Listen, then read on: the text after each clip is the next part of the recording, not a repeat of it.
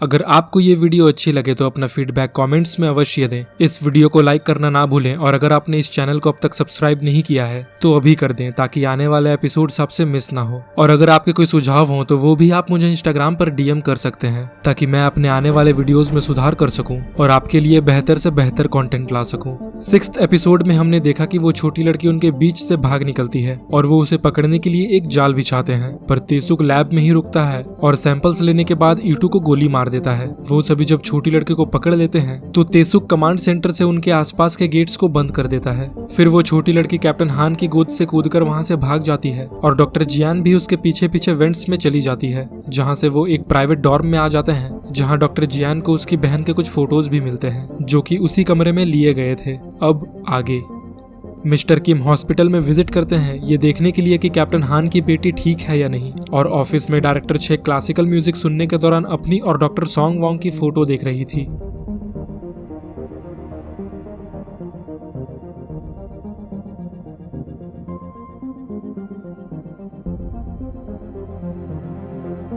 Doctor Hong captain हान को ये इन्फॉर्म करती है कि ईटू को गोली लगी है और वो मर चुका है, साथ ही सैंपल्स और तेसुक भी गायब हैं। तो कैप्टन हान को ये समझने में ज्यादा देर नहीं लगती कि तेसुक सैंपल्स लेकर भाग गया है। वो डॉक्टर होंग को कमांड सेंटर आने का ऑर्डर देते हैं और आगे बढ़ने लगते हैं, पर क्योंकि सारे गेट्स लॉक थे तो डॉक्टर होंग उस वेंटिलेशन शाफ्ट से जाने के बारे में सोचती है जहां से वो छोटी लड़की भाग निकली थी। उसी दौरान किम सुन कमांड सेंटर आ जाता है और क्योंकि तेसुक मैप के थ्रू सभी पर नजर रख रहा था तो वो पीछे की ओर छिप जाता है। किम सुन देखता है कि स्टेशन के कुछ ही गेट्स को जानबूझकर लॉक कर दिया गया था और वो जैसे ही उन्हें अनलॉक करने जा रहा था तभी तेसुक गन लेकर उसके सामने आ जाता है। तेसुक किम सुन के पैर पर गोली मारता है और उससे डॉक्टर जियान के बारे में पूछने लगता है क्योंकि केवल वही थी जो मैप में नहीं दिख रही थी। और तेसुक जब मैप की ओर देखने लगता है तो किम सुन उससे गन छीनने की कोशिश करता है और उन दोनों में हाथापाई शुरू हो जाती है। यहाँ कैप्टन हान को रेडियो पर उनके लड़ने की आवाजें आ रही थी तो वो चीफ गोंग को डॉक्टर जियान को ढूंढने को कहता है और खुद किम सुन की हेल्प करने के लिए कमांड सेंटर की ओर जाने लगता है। किम सुन और तेसुक एक दूसरे से गन छीन रहे थे और तभी तेसुक किम सुन को धक्का देकर उसके सीने में गोली मार देता है। किम सुन जमीन पर गिर जाता है और बॉक्स से एक सैंपल निकालकर तेसुक से कहने लगता है कि ये आखिर है क्या, जिसकी वजह से वो उसकी जान लेने के लिए भी हिचकिचा नहीं रहा है। और ये कहकर वो हाथ में एक कैप्सूल लेकर धीरे धीरे पीछे जाने लगता है और तेसुक को लगता है कि यही सही मौका है तो वो उसे 3 और गोली मार देता है, जिससे कि किम सुन के हाथ से कैप्सूल नीचे गिर जाती है और उसके खून के साथ मिलकर लूनर वाटर विभाजित होने लगता है। तेसुक इससे संक्रमित न हो जाए इसलिए वो गेट को बंद करके उसे लॉक कर देता है। किम सुन गेट के पास आकर रोने लगता है और कहता है कि उसे घर जाना है, प्लीज उसे मत मारो, पर तेसुक वहीं खड़ा रहकर बस उसे मरता हुआ देख रहा था। फिर कुछ ही सेकंड्स बाद लूनर वाटर अपना असर दिखाने लगता है और किम सुन को भी अपने हाथ में एक स्टारफिश दिखने लगती है जिसे वो हटाने की कोशिश करता है, पर ये बस लूनर वाटर का असर था। किम सुन की बॉडी में तेजी से लूनर वाटर फैलने लगता है और उसे भी ऐसा फील होता है कि वो डूब रहा है, जिसके थोड़ी ही देर बाद उसकी मौत हो जाती है। यहाँ डॉक्टर होंग वेंटिलेशन के अंदर आ जाती है और कमांड सेंटर की ओर जाने का रास्ता ढूंढने लगती है, पर वहाँ एक सीढ़ी लगी हुई थी तो जब डॉक्टर होंग उसमें चढ़ने की कोशिश करती है उसका पैर फिसल जाता है और वो वहां से नीचे गिर जाती है। उसी दौरान डॉक्टर जियान जब उन फोटोज को देखने के बाद उन्हें वापस रखने लगती है तो वहां उसे कपड़ों के अंदर एक हार्ड ड्राइव मिलता है। वो जब उसे कंप्यूटर में लगाती है तो उसमें लूनर वाटर रिस्पॉन्स टेस्ट नाम के ढेर सारे फाइल्स बने हुए थे जिनमें वो छोटी लड़कियों पर लूनर वाटर टेस्ट कर रहे थे जिनका नाम उन्होंने लूना रखा था। सभी टेस्ट फेल हो रहे थे और लूना 001 से लेकर 072 तक सभी की मौत हो गई थी, जिसके बाद लूना 073 की बॉडी ने लूनर वाटर को एक्सेप्ट कर लिया था और वो जिंदा बची रही। यहाँ डॉक्टर होंग उठने के बाद जब आगे देखती है तो वहाँ उन सारी छोटी लड़कियों की लाशें टंगी हुई थी जो कि टेस्ट के दौरान मारे गए थे। तभी वहाँ कैप्टन हान भी आ जाता है और वो भी ये सब देखकर बहुत ज्यादा डर जाता है।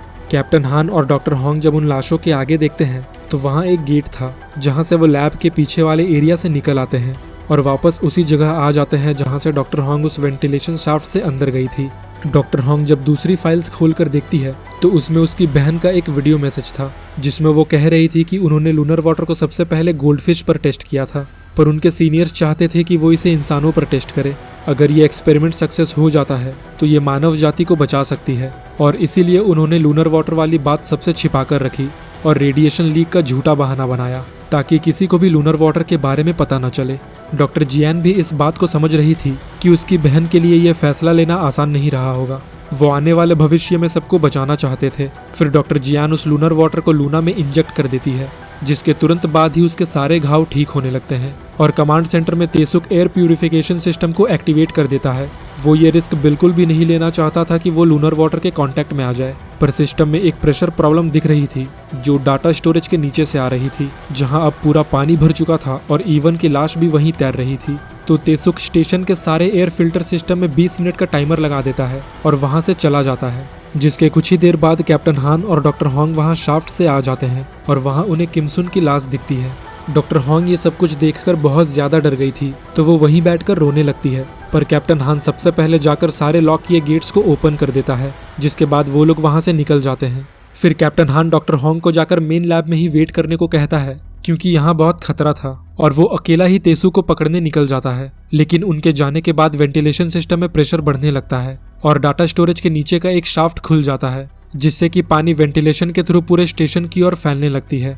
और उसके बाद चीफ गोंग उस कमरे में आ जाता है और अपनी गन लूना पर तान देता है। चीफ गोंग इस बात से गुस्सा थे कि लूना ने टीम के मेंबर्स की जान ली थी, पर डॉक्टर जियान उसे समझाने लगती है कि अब वो किसी को भी चोट नहीं पहुंचाएगी, वो उसे संभाल सकती है। और तभी रेडियो पर कैप्टन हान भी चीफ गोंग से कहते हैं कि वो उन्हें जिंदा मेन लैब लेकर आ जाए, क्योंकि तेसुक किसी भी समय वहां आता होगा। जिसके बाद वो सभी तुरंत वहां से निकल जाते हैं और मेन लैब की ओर बढ़ने लगते हैं। पर तभी डॉक्टर जियान नोटिस करती है कि पाइप्स में प्रेशर काफी ज्यादा बढ़ रहा था और पानी भी धीरे धीरे लीक कर रहा था। तभी पानी का एक ड्रॉप डॉक्टर जियान के गाल पर गिर जाता है, पर वो वहां रुक नहीं सकती थी, इसलिए वो आगे बढ़ने लगती है।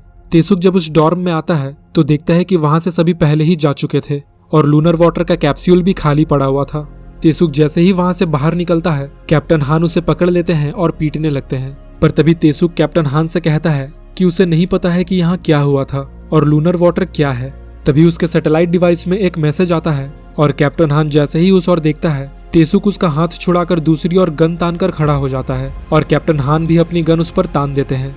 लेकिन उसी समय ऊपर के एक सीलिंग से पानी गिरने लगता है, तो तेसुक सैंपल लेकर वहां से चला जाता है। सारे वेंटिलेशंस में पानी का प्रेशर इतना ज्यादा था कि वो एयर चेंबर से बड़ी ही तेजी से बाहर निकल आते हैं और सारा पानी इंस्टेंट आइस में बदल जाता है, जिससे कि अंदर का पानी भी तेजी से जमना शुरू हो जाता है। और इसी के साथ एपिसोड 7 यही खत्म हो जाती है।